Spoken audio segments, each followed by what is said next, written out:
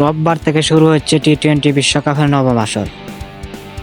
এই বিশ্বকাপে রোহিত শর্মা, বিরাট কোহলি, সাকিব আল হাসানদের মতো কিংবদন্তি তারকা ক্রিকেটারদের ক্যারিয়ারের শেষ বিশ্বকাপ। এরপর আর কোনো বিশ্বকাপে দেখা যাবে না বিশ্বের অনেক তারকা ক্রিকেটারদের। অস্ট্রেলিয়ার তারকা ওপেনার ডেভিড ওয়ার্নার ইতিমধ্যে জানিয়েছে এটাই তার শেষ আন্তর্জাতিক টুর্নামেন্ট। টি-20 বিশ্বকাপের পর ডেভিড ওয়ার্নারের মতো একই ঘোষণা দিতে পারে ভারতীয় সাবেক অধিনায়ক রোহিত শর্মা ও বিরাট কোহলি। রোহিত শর্মার চেয়ে বয়সে 2 বছরের ছোট সাবেক অধিনায়ক বিরাট কোহলি। সবশেষ আইপিএলে দুর্দান্ত খেলেছেন তিনি।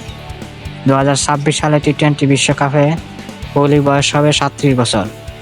তখন তার খেলা অনিশ্চিত হয়ে যাবে, যে কারণে এই বিশ্বকাপ তার শেষ বিশ্বকাপ ধরা হচ্ছে।